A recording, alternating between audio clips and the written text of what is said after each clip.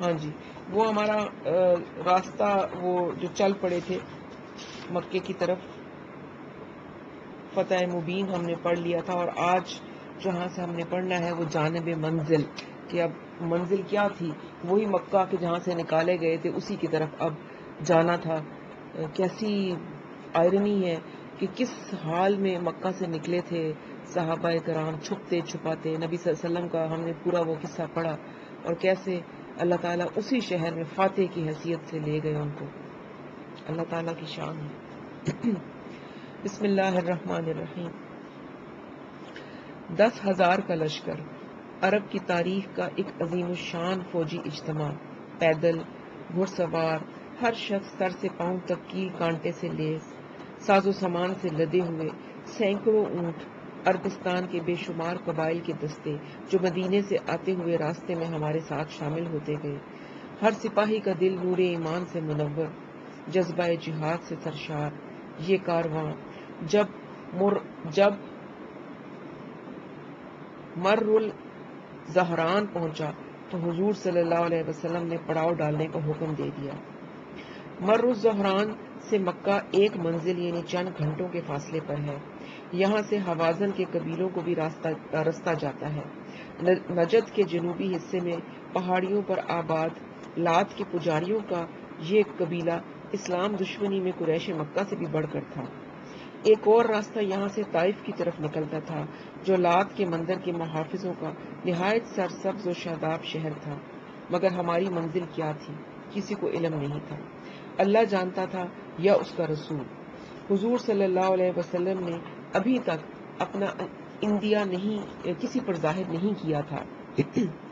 مغرب کی نماز کے بعد حضور صلی اللہ علیہ وسلم کے حکم کے مطابق ہر شخص نے اپنا الگ الاؤ جلا رکھا تھا۔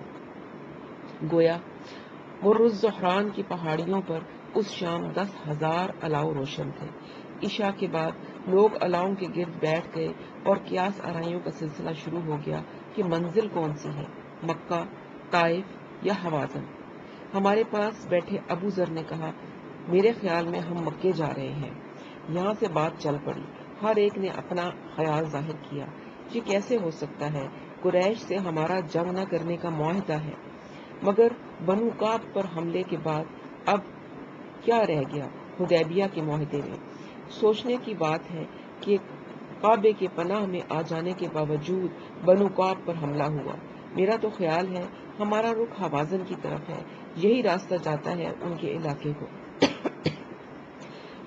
میرا بھی یہی خیال ہے۔ حوازن نے ہمیں بہت نقصان پہنچائے ہیں، شاید ان کی سرکوبی کا فیصلہ ہو گیا ہو۔ حوازن ہمارے سخت دشمن ہے، مگر حال میں کوئی ایسی بات نہیں ہوئی کہ ان سے جنگ چھیڑی جائے۔ ہو سکتا ہے ہمارا ارادہ طائف فتح کرنے کا ہو۔ طائف میں نبی کریم صلی اللہ علیہ وسلم پر بڑی سختیاں ہوئی ہیں، ان کا حساب چکانا ضروری ہے۔ حضور نے کبھی کسی سے ذاتی انتقام نہیں لیا، لیکن طائف میں لات کا مندر کفر کا بہت بڑا مرکز ہے، شاید اسے ختم کرنے کا ارادہ ہو۔ سب سے زیادہ کفر تو اس وقت مکے میں ہے۔ لات تو صرف ایک بت ہے، مکہ تو بتوں سے بھرا پڑا ہے۔ ہو سکتا ہے رسول اللہ کا یہ ارادہ ہو کہ شمالی حجاز کے سب سے خوبصورت باغوں والے شہر یثرب پر قابض ہونے کے بعد اب مشرقی حجاز کے باغات کا سب سے خوبصورت شہر حاصل کیا جائے۔ میرا اب بھی یہی خیال ہے کہ ہم قریش مکہ سے لڑنے جا رہے ہیں، ان سے بڑا کون ہوگا دشمن ہمارا اصل جھگڑا تو انہی سے ہے۔ کعب بن مالک میرے سامنے بیٹھے خاموشی سے سب کی باتیں سن رہے تھے۔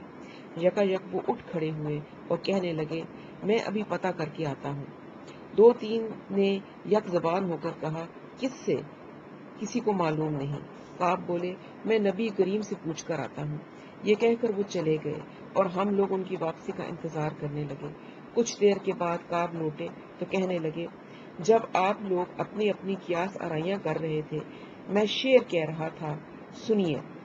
تلواریں میان سے نکل پڑی ہیں اور شمشیر زن ان سے پوچھ رہے ہیں کہ ان کی تیز دھاریں کس کے لیے ہیں؟ اگر تلواروں کی بھی زبان ہوتی تو وہ بھی یہی سوال کرتی کہ بتاؤ ہمارا دشمن کون ہے۔ یہ شعر میں نے حضور صلی اللہ علیہ وسلم کو سنائے۔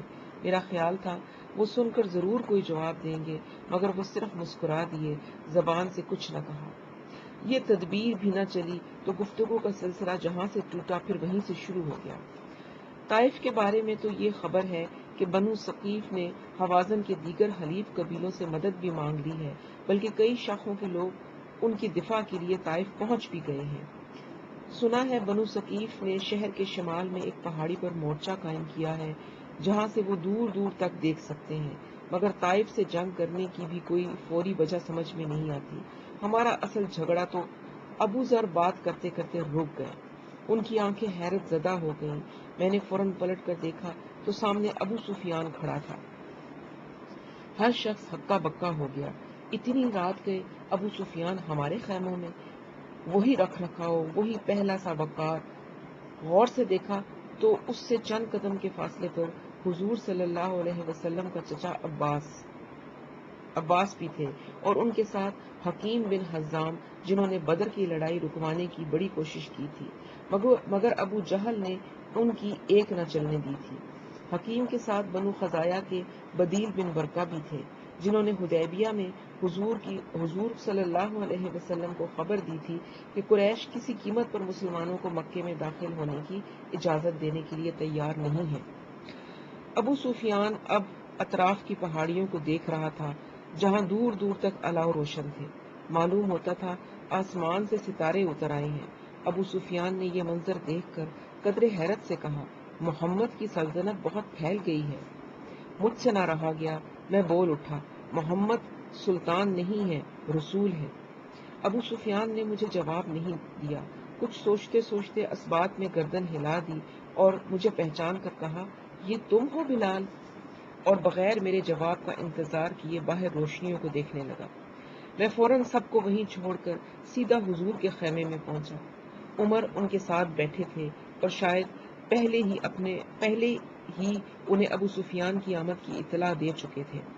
جب میں نے انہیں بتایا کہ ابو سفیان آیا ہے عباس کے ساتھ، تو انہوں نے نہایت اطمینان سے فرمایا، اللہ کی طرف سے ہر کام کا ایک وقت مقرر ہے۔ اتنے میں عباس خیمے کا پردہ اٹھا کر اندر داخل ہوئے، ان کے پیچھے ابو سفیان، پھر حکیم اور سب سے آخر میں بدیل۔ ابو سفیان چند روز پہلے مدینے بھی آیا تھا، بنو کعب کے خلاف قریش کی زیادتی کے بعد حدیبیہ کے معاہدے کی دوبارہ توثیق کے لیے، مگر وہاں اس کی کوئی پذیرائی نہیں ہوئی تھی۔ حضور نے اس کو چٹائی پر بیٹھنے کا اشارہ کیا۔ ابو سفیان نے بیٹھتے ہی کہا، محمد صلی اللہ علیہ وسلم، آپ نے تو پتہ نہیں کہاں کہاں سے لوگ اکٹھے کر لیے ہیں، اتنی بڑی فوج اپنے ہی عزیز و اقارب کے خلاف نامناسب بات ہے۔ حضور کو میں نے کبھی کسی کی بات کاٹتے نہیں دیکھا، مگر اس وقت انہوں نے ابو سفیان کا قطع کلام کرتے ہوئے فرمایا، زیادتی آپ لوگوں کی طرف سے ہوئی ہے، آپ نے حدیبیہ کا معاہدہ توڑا ہے، بنو کعب کے خلاف حملے میں آپ نے بنو بکر کا ساتھ دیا اور خانہ کعبہ کی حدود کی بھی بے حرمتی کی۔ ابو سفیان نے موضوع بدلنے کی کوشش کی، کاش آپ کے غصے کا رخ حوازن کی طرف ہوتا، تو آپ کے سب سے بڑے دشمن ہیں اور ان سے آپ کی عزیزداری بھی دور کی ہے۔ رسول اللہ صلی اللہ علیہ وسلم نے ارشاد فرمایا، مکے کی فتح کے بعد اگر اللہ نے چاہا تو وہ اہل اسلام کو ان پر بھی اقتدار دلا دے گا۔ مکے کا نام سن کر میرے کان کھڑے ہو گئے، تو گویا یہ تھی ہماری منزل، اور ہم جانے کیا کیا سوچتے رہے۔ یہ کہہ کر حضور نے تینوں مہمانوں سے کہا کہ وہ اللہ کی وحدت اور ان کی رسالت کی شہادت دیں۔ حکیم اور بدیل نے فوراً کلمہ پڑھ لیا، لا الہ الا اللہ محمد الرسول اللہ، مگر ابو سفیان نے صرف اتنا کہا، لا الہ الا اللہ، اور چپ ہو گیا۔ جب اسے رسالت کی شہادت کے لیے کہا گیا تو اس نے چٹائی پر نظریں گاڑ لیں اور چٹائی ہی کی طرف دیکھتے دیکھتے بولا، محمد میرے دل میں اب بھی شک ہے، مجھے کچھ وقت چاہیے۔ ابو سفیان کے جواب میں عمر کچھ کہنا چاہ رہے تھے، مگر حضور نے انہیں اشارے سے خاموش کرا دیا اور عباس سے کہا کہ وہ اپنے خیمے میں مہمانوں کے رات ٹھہرانے کا انتظام کرے۔ اگلے دن جب الصبح میں نے فجر کی اذان دی تو پہاڑوں کے سناٹے میں میری آواز میری توقع سے بھی زیادہ گونجی۔ دیکھتے دیکھتے سب خیموں کے خیموں سے باہر لوگ نکل آئے، ہر شخص وضو کے لیے دوڑا پڑا، سارا لشکر جاگ اٹھا۔ ابو سفیان بھی ہڑبڑا کر اٹھا اور آنکھیں ملتا ہوا عباس سے پوچھنے لگا، کیا ہو گیا، کیا ماجرا ہوا؟ عباس نے انہیں بتایا کہ نماز کا وقت ہے۔ ابو سفیان نے پوچھا، کتنی مرتبہ ہوتی ہے یہ نماز؟ عباس نے کہا، دن رات میں 5 مرتبہ۔ ابو سفیان نے حیرت سے کہا، 5 مرتبہ تو بہت زیادہ ہے۔ یہ کہہ کر ابو سفیان خیمے سے باہر آ گیا۔ باہر آ کر اس نے دیکھا کہ فدایان اسلام کس طرح نبی کریم صلی اللہ علیہ وسلم کے گرد پروانہ وار جمع تھے، ایک دوسرے پر گرے پڑ رہے تھے، اس کوشش میں کہ حضور کے وضو کے پانی کی ایک چھینٹ ان پر پڑ جائے، ان کے وضو سے بچے ہوئے پانی کا ایک قطرہ انہیں میسر آ جائے۔ ابو سفیان یہ دیکھ کر حیران ہو گیا، کہنے لگا، ابو الفضل، میں نے آج تک ایسی عقیدت کہیں نہیں دیکھی۔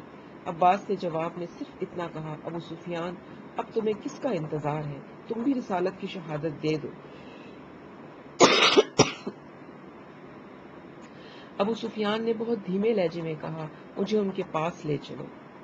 فجر کی نماز کے بعد عباس ابو سفیان کو لے کر رسول کریم کی خدمت میں پہنچے، جہاں ابو سفیان نے ان کی رسالت کی شہادت دے دی اور پورا کلمہ پڑھ کر دائرہ اسلام میں داخل ہو گیا۔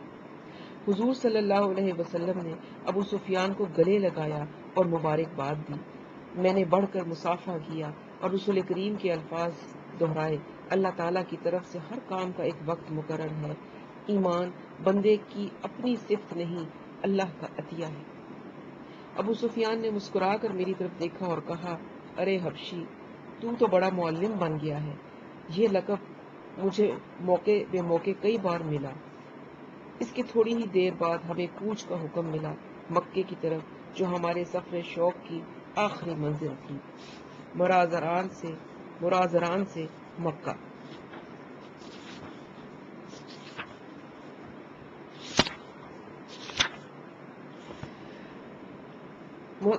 مرازران سے 2-2.5 گھنٹے کی مسافت طے کر کے ہم زو طوا پہنچے۔ وہاں حضور نے لشکر کو رکنے کا حکم دیا۔ زو طوا مکے سے اتنا قریب ہے کہ وہاں سے مکے کا شہر نظر آتا ہے۔ قصبہ پر بیٹھے بیٹھے حضور صلی اللہ علیہ وسلم نے فوج کو 4 حصوں میں تقسیم کر دیا۔ میمنہ کی قیادت خالد بن ولید کو دی، میسرہ کی زبیر کو دی۔ خالد کے ساتھ بنو سلیم کا رسالہ تھا، جو زبیر کے دستے میں 500 مہاجر اور کچھ دیگر لوگ تھے۔ اس دن زبیر نے پیلے رنگ کا امامہ باندھ رکھا تھا۔ فوج کا تیسرا حصہ، جس میں حضور صلی اللہ علیہ وسلم خود تھے، صرف مہاجرین اور انصار پر مشتمل تھا۔ اس کا ہر سپاہی پوری طرح مسلح، سر سے پاؤں تک فولاد سے ڈھکا ہوا تھا، صرف ان کی آنکھیں دکھائی دے رہی تھیں۔ مرازران سے روانگی کے وقت حضور نے اپنے دستے کا پرچم سعد بن عبادہ کو دیا تھا۔ میمنہ میسرہ مقرر کرنے کے بعد انہوں نے اپنے دستے کو بھی 2 حصوں میں تقسیم کر دیا۔ ایک کا پرچم سعد کے بیٹے قیس کے حوالے کیا اور دوسرے کا، جس میں وہ خود شامل تھے، ابو عبیدہ کو عطا فرمایا۔ جب حضور یہ احکام دے رہے تھے تو ابو بکر، اسید بن حضیر ان کے آگے پیچھے تھے اور عثمان اور عبد الرحمن بن عوف دائیں بائیں۔ لشکر کو 4 حصوں میں تقسیم کرنے کے بعد حضور نے فرما دیا کہ خالد شہر کے زیریں حصے سے اور باقی 3 دستے مکے کے تینوں دروں سے الگ الگ لیکن بیک وقت شہر میں داخل ہوں گے۔ میں خادم رسول حضور صلی اللہ علیہ وسلم کے دستے میں شامل تھا۔ انہوں نے اپنی خود پر سیاہ امامہ باندھ رکھا تھا۔ شہر میں داخل ہوتے ہی چند قدم بعد حضور نے اپنے دستے کو رکنے کا اشارہ کیا۔ سب رک گئے تو آپ نے بہت ٹھہرے لہجے میں سورت فتح اور سورت نصر کی تلاوت فرمائی اور پھر آگے بڑھنے کا حکم دیا۔ یہ دستہ شہر کے بالائی درے کے قریب سے مکہ میں داخل ہوا، جہاں سے سارا شہر نظر آتا تھا۔ ہماری پہلی خواہش یہ تھی کہ ہم خانہ کعبہ کو دیکھیں۔ کعبے پر نظر پڑتے ہی ہم سب کی عجیب حالت ہو گئی، آنکھوں میں نمی اور ہونٹوں پر شکر کے کلمات۔ خانہ کعبہ کو جی بھر کر دیکھنے کے بعد میں نے باقی شہر کی طرف نظر دوڑائی۔ سارا شہر سنسان پڑا تھا، معلوم ہوتا تھا ہمارے لیے خالی کر دیا گیا ہے۔ لوگ دو دو چار چار کی ٹولیوں میں پناہ لینے کے لیے ادھر ادھر بھاگ رہے تھے۔ باقی پہلے ہی اپنے گھروں میں پہنچ چکے تھے۔ خانہ کعبہ کے گرد بھی بہت تھوڑے سے لوگ تھے۔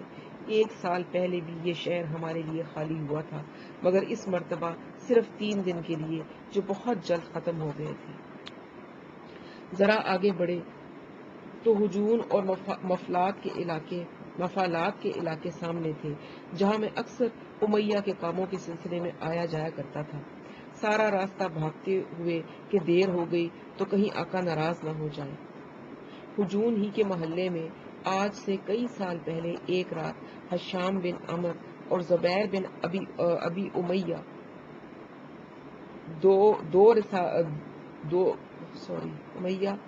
مطم بن عدی ابو الجنتری بنو ہاشم کے 2 سالہ معاشرتی مقاطعے کو ختم کرانے کا انہوں نے تہیہ کیا تھا۔ سامنے مکے کا بازار نظر آ رہا تھا، جہاں میرا کئی بار سودا ہوا تھا۔ بازار ایک طرف نظر پڑی تو وہاں تلواریں چمک رہی تھیں۔ معلوم ہوتا تھا جنگ چھڑی ہوئی ہے۔ حضور صلی اللہ علیہ وسلم نے بہت تردد سے پوچھا، یہ کیا ہو رہا ہے؟ میں نے ہتھیاروں کے استعمال سے منع کیا تھا۔ پھر عثمان نے آگے بڑھ کر خبر دی کہ خالد کے رسالے پر اکرمہ، سہیل اور صفوان کے ایک دستے نے حملہ کر دیا ہے۔ اس پر آپ نے فرمایا، اللہ تعالیٰ جو کرتا ہے وہ بہتر کرتا ہے۔ ہجون کے محلے میں جنت المعلا کے پاس، جہاں خدیجہ اور حضور کے صاحبزادے قاسم دفن ہیں، سرخ چمڑے کا ایک خیمہ نصب تھا جو ابو رافع نے حضور صلی اللہ علیہ وسلم کے لیے لگایا تھا۔ خانہ کعبہ سے تھوڑے ہی فاصلے پر یہ ابو رافع وہی تھے جن کو جنگ بدر کے بعد ابو لہب کے ہاتھوں پٹتا دیکھ کر ام الفضل نے ابو لہب کے سر پر ڈنڈا مارا تھا۔ اسی ڈنڈے کا زخم بگڑ کر بالآخر اس کی موت کا سبب بنا تھا۔ ابو رافع کا قصور یہ تھا کہ ابو لہب نے ان سے جب جنگ بدر کی تفصیل پوچھی تو انہوں نے صاف صاف سارے واقعات بیان کر دیے، جو ابو لہب کو بہت توہین آمیز معلوم ہوئے۔ تفصیل برداشت سے باہر ہو گئی تو ابو لہب نے غصے میں ابو رافع کو مارنا شروع کر دیا۔ ابو رافع کبھی عباس کے غلام تھے، جنہیں انہوں نے رسول کریم کی خدمت میں پیش کر دیا تھا۔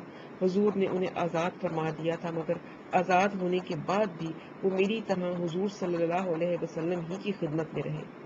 حضور کی نظر خیمے پر پڑی تو انہوں نے سامنے کھڑے جابر کو پاس بلا کر اشارے سے وہ خیمہ دکھایا اور ساتھ ہی شکر اور ثنا میں مشغول ہو گئے۔ ان کا سر تشکر سے اتنا جھک گیا کہ ریش مبارک قصبہ کی گردن کو چھونے لگی۔ ابو القیس کی پہاڑیوں پر بھی کچھ لوگ جمع تھے، جن میں ابو بکر کے بے حد ضعیف اور نابینا والد عثمان بن عامر، جنہیں ہم ابو القحافہ کے نام سے جانتے ہیں، اور ابو بکر کی ہمشیرہ قریبہ بھی تھیں۔ یہ دونوں ابھی اسلام نہیں لائے تھے۔ ابو قحافہ کو میں نے ایک مدت کے بعد دیکھا تھا، اتنے بزرگ ہو چکے تھے کہ پہچانے نہیں جا رہے تھے۔ قحافہ ان کے صاحبزادے، جن کے نام سے ان کی کنیت ہے، ان کے سب سے چھوٹی اولاد تھی۔ ابو سفیان نے ہماری فوج کی آمد سے پہلے ہی مکہ پہنچ کر داعی اسلام کی طرف سے اعلان کر دیا تھا کہ جو ان کے گھر میں یا خانہ کعبہ میں ہے یا اپنے گھر کے اندر دروازے بند کیے بیٹھا ہوگا، اسے امان دی جائے گی۔ پہل تو لوگوں کو یقین نہیں آیا، لیکن جب یہی اعلان اسلامی لشکر کے مختلف دستوں سے بار بار ہوا تو لوگوں کو اطمینان ہوا اور وہ ایک ایک دو دو کر کے حرم کعبہ میں داخل ہونا شروع ہو گئے۔ ام سلمہ، میمونہ اور فاطمہ خیمے میں حضور کا انتظار کر رہی تھیں۔ ام ہانی بھی کچھ دیر پہلے اپنے گھر سے چل کر وہیں آ گئی تھیں۔ قصبہ آہستہ آہستہ چلتی سرخ خیمے کے پاس پہنچی تو ابو رافع نے بڑھ کر ان کی مہار تھام لی۔ حضور نیچے اترے اور خیمے میں داخل ہو گئے۔ سب سے پہلے انہوں نے غسل فرمایا۔ جب میں نے ان کے غسل سے بچا ہوا پانی لے کر خیمے سے باہر آیا تو ایک ہجوم اس پانی کا منتظر تھا۔ سب مجھ پر ٹوٹ پڑے اور قریب تھا کہ پانی کا برتن میرے ہاتھ سے چھوٹ جاتا کہ ابو جحیفہ نے آگے بڑھ کر لوگوں کو نظم و ضبط کی تاکید کی۔ پھر بھی ہر شخص بے تاب تھا کہ وہ اس سعادت سے محروم نہ رہ جائے۔ جس کے پاس کوئی کاسا تھا اس نے بھر لیا، جس کے پاس کچھ نہیں تھا اس نے چلوؤں میں لے کر چہرے اور سینے پر مل لیا۔ جن کو اتنا بھی نہ مل سکا انہوں نے صرف چھینٹوں پر اکتفا کیا، اور جنہیں چھینٹے بھی میسر نہ آئے انہوں نے دوسروں کے ہاتھوں سے اس پانی کی نمی حاصل کرنے کی کوشش کی۔ میں برتن رکھنے اندر گیا تو سرور عالم شکرانے کے نفل پڑھ رہے تھے۔ 8ویں رکعت ختم کر کے سلام پھیرا تو انہوں نے مجھے بلا کر کہا کہ وہ صحن کعبہ میں بھی شکرانے کے 2 نفل سب کے ساتھ مل کر ادا کرنا چاہتے ہیں۔ میں نے ایک چھڑی اٹھائی اور باہر لے جا کر اسے خانہ کعبہ کی دیوار کے سامنے زمین پر گاڑ دیا۔ اس کے فوراً بعد حضور صلی اللہ علیہ وسلم خیمے سے باہر تشریف لائے۔ سر پر وہی سیاہ عمامہ تھا مگر اب ذرہ بختر نہیں تھی۔ روزمرہ کے کپڑے پہن رکھے تھے جن میں انہوں نے خیمے کے اندر شکرانے کے نفل ادا کیے تھے۔ صفیں درست ہوئیں اور سب نے حضور کی قیادت میں چھڑی کی سمت رخ کر کے شکرانے کے 2 نفل ادا کیے۔ اس کے بعد آپ خیمے میں تشریف لے گئے۔ تقریباً 1 گھنٹے کے بعد وہ پھر فوجی لباس میں خود کو ذرہ بختر پہنے تلوار لگائے باہر تشریف لائے اور قصبہ پر سوار ہو گئے۔ ان کے ہاتھ میں ایک چھڑی تھی اور خود کا مغفر اوپر اٹھایا ہوا تھا۔ وہ لوگ جو صبح کی سفر میں ان کے ہم رکاب تھے خیمے سے باہر ان کا انتظار کر رہے تھے۔ قصبہ چلی تو وہ بھی ساتھ ساتھ ہو لیے۔ حضور ابو بکر سے باتیں کرتے ہوئے خانہ کعبہ کے جنوب مشرقی گوشے پر پہنچے اور چھڑی کو حجرہ اسود کے ساتھ لگا کر استلام کیا۔ پاس کھڑے لوگوں نے بھی ان کے ساتھ اللہ اکبر کہا۔ پھر اور لوگ بھی شامل ہو گئے اور تھوڑی ہی دیر میں سارا حرم اللہ اکبر کی صدا سے گونج اٹھا۔ حضور نے ہاتھ اٹھا کر سب کو خاموش کرا دیا اور طواف میں مشغول ہو گئے۔ اس دن قصبہ کی مہار اوس کے محمد بن مسلمہ کے ہاتھ میں تھی۔ گزشتہ سال عمرہ قضا کے موقع پر یہ سعادت قبیلہ خزرج کے عبداللہ کے حصے میں آئی تھی۔ طواف کے 7 چکر پورے کرنے کے بعد انہوں نے خانہ کعبہ کے اطراف رکھے ہوئے بتوں پر نظر ڈالی اور ان کی طرف چل پڑے۔ ہر بت کے پاس گئے اور اسے اپنے دستے مبارک سے پکڑی ہوئی کمان کی نوک سے گراتے گئے اور ساتھ ساتھ کہتے گئے، حق آ گیا اور باطل فرار ہو گیا، بے شک باطل کو فرار ہی ہونا ہے۔ اطراف کے بتوں کو گرانے کے بعد وہ خانہ کعبہ کے سامنے رکھے ہوئے بت حبل کے پاس گئے اور اسے گرا کر توڑنے کا حکم دیا۔ اس کے بعد انہوں نے فرمایا کہ سب بتوں کو نظر آتش کر دیا جائے۔ ساتھ ہی شہر میں منادی کرا دی گئی کہ جس جس گھر میں بت رکھے ہوئے ہیں وہ لا کر باقی بتوں کے ساتھ جلا دیے جائیں۔ مشرکین عرب کے تمام خداؤں کی مجموعی خدائی مطاف میں ملبے کا ڈھیر بنی ہوئی تھی جس میں جگہ جگہ آگ بھڑکی ہوئی تھی۔ لکڑی، کپڑے، جھلی سے بنے ہوئے پتوں سے شعلے لپک رہے تھے۔ پتھر کے بتوں کے جا بجا بکھرے ہوئے اعضاء پر ان شراروں کی چھوٹ پڑی تو اس پر سجاوٹ کے لیے لگے ہوئے پیتل کے نقش و نگار دمک دمک اٹھے۔ بڑی عبرت کا مقام تھا کہ جب یہ سارے بت قائم تھے تو ان سے کبھی کسی کو روشنی کی ایک کرن بھی نصیب نہیں ہوئی تھی۔ مرادیں پوری کرانا تو درکنار، وہ آج اپنی مدد کرنے پر بھی قاصر نہ تھے۔ اس کے جا بجا بکھرے ہوئے ٹکڑے آگ میں دہک رہے تھے۔ بتوں کے پجاری آج اپنی بے بس خداؤں کی فرضی معبودیت کے حصار سے نکل کر معبود واحد اور لا شریک کے جوار رحمت میں اس کے رسول برحق کے ساتھ اتنی بلندیوں پر پہنچ چکے تھے جہاں انہیں اپنے چھوٹے خداؤں کی باقیات پر ترس کھانے کا بھی دماغ نہیں تھا۔ ان بتوں کو یہیں جلتا چھوڑ کر رسول اللہ نے قصبہ کا رخ صفا کی طرف موڑ دیا۔ وہاں پہنچ کر انہوں نے وہاں رکھے ہوئے اساف کے بت کو توڑ گرانے کا حکم دیا۔ پھر مروہ کی پہاڑی کا رخ فرمایا جہاں نائلہ کا بت نصب تھا۔ یہ بت بھی حضور کے حکم پر توڑ دیا گیا۔ اساف اور نائلہ کے ٹکڑے بھی حضور کے ارشاد کے مطابق مطاف میں جلتے ہوئے دیگر بتوں کے ساتھ جلتی آگ میں پھینک دیے گئے۔ مروہ پر قائم نائلہ کا بت وہ مقام تھا جہاں مشرکین ذبیحہ کیا کرتے تھے۔ یہ دونوں بھی معبود تھے مگر مشرکین کے دوسرے خداؤں سے ذرا کم حیثیت کے۔ نائلہ اور اسلاف کے بارے میں میں نے بہت عجیب کہانیاں سن رکھی تھی، مگر مجھے کبھی ان باتوں کی تصدیق کا موقع نہیں ملا، اس لیے ان کہانیوں کا ذکر مناسب نہیں۔ اگر تصدیق ہو گئی اور عمر نے وفا کی اور ہمیں پھر کبھی مل بیٹھنے کا موقع میسر آیا تو بیان کروں گا۔ اب حدود حرم میں صرف ایک بت نظر آ رہا تھا، سارے بتوں میں پڑا پیتل کا بنا ہوا یہ بنو خزایا کا معبود تھا اور خانہ کعبہ کی چھت پر لوہے کی میخوں سے نصب تھا۔ میں نے سنا ہے یہ بنو خزایا ہی تھے جن کے ایک خوش فہم بزرگ صدیوں پہلے شام سے حبل کا بت لے کر آئے تھے، اور یوں ان کی کچ فہمی سے عربستان میں بت پرستی کی ابتدا ہوئی۔ حضور نے ایک نظر بنو خزایا کے بت کو دیکھا اور قصبہ سے اتر کر علی سے کہا کہ وہ کعبے کی دیوار کے ساتھ بیٹھ جائیں۔ علی نے تعمیل کی، پھر حضور نے ان کے شانوں پر پاؤں رکھ کر خانہ کعبہ پر چڑھنے کی کوشش کی، لیکن علی سے ان کا وزن برداشت نہ ہو سکا۔ پھر رسول اللہ نے خود ان کی جگہ بیٹھ گئے اور علی کو حکم دیا کہ وہ ان کے شانوں پر پاؤں رکھ کر اوپر چڑھے اور خزایا کے بت کو اکھاڑ کر نیچے پھینک دیں۔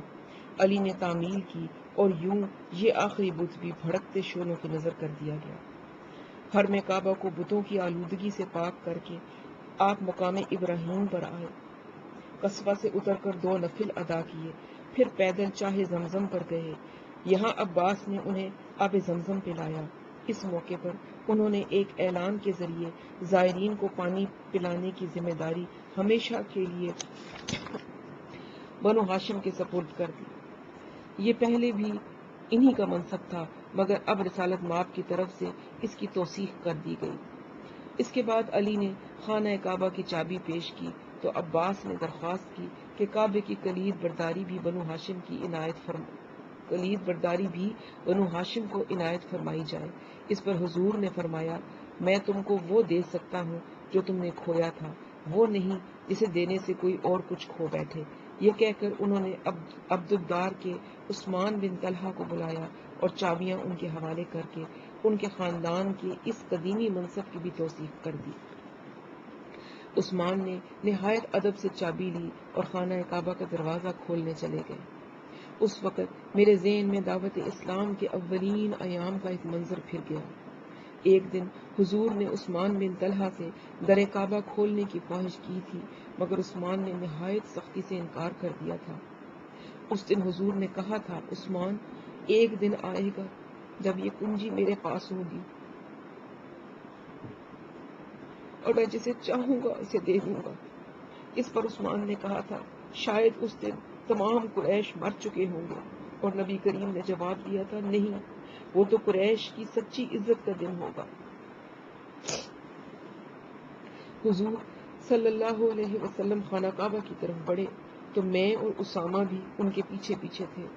انہوں نے ہمیں بھی اپنے ساتھ اندر جانے دیا اور عثمان سے کہا کہ اندر سے تالا کھول۔ ہزاروں کے مجمع میں حضور کے ساتھ خانہ کعبہ کے اندر جانے کا شرف ہمارے حصے میں آیا۔ میرے لیے خانہ کعبہ میں داخل ہونے کا یہ پہلا موقع تھا۔ چاروں طرف دیواروں پر بتوں کی تصویریں بنی ہوئی تھیں۔ حضرت ابراہیم، حضرت اسماعیل کی مورتیاں بھی بنی ہوئی تھیں۔ ان کے ہاتھوں کے پاس پانسے کے تیر رکھے ہوئے تھے جن سے کفار مکہ فال نکالتے تھے۔ انہیں دیکھ کر رسول اللہ نے فرمایا، اللہ تعالیٰ ان کافروں کو برباد کرے۔ واللہ انہیں اچھی طرح علم تھا کہ حضرت ابراہیم اور حضرت اسماعیل دونوں نے کبھی تیروں سے فال نہیں نکالی۔ یہ کہہ کر انہوں نے عثمان کو حکم دیا کہ ساری دیواریں صاف کر دی جائیں اور دونوں پیغمبروں کی مورتیاں اسی وقت اٹھا کر دوسرے بتوں کے ساتھ آگ میں پھینکوا دی۔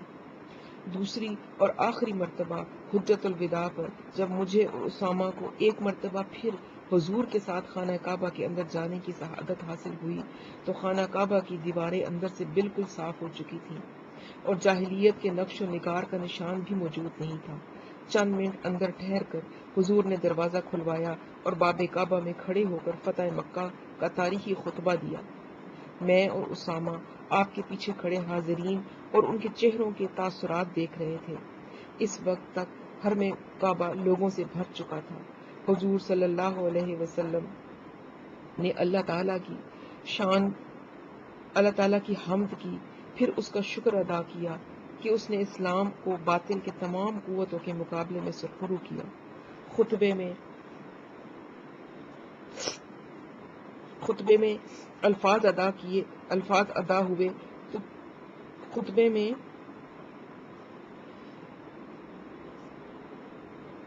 لا تثریب علیکم اليوم یغفر اللہ لکم وہو الرحمن الرحیم کے الفاظ ادا ہوئے تو چاروں طرف سناٹا چھا گیا۔ وہ ہو گیا جس کی لوگوں کو توقع بھی نہیں تھی۔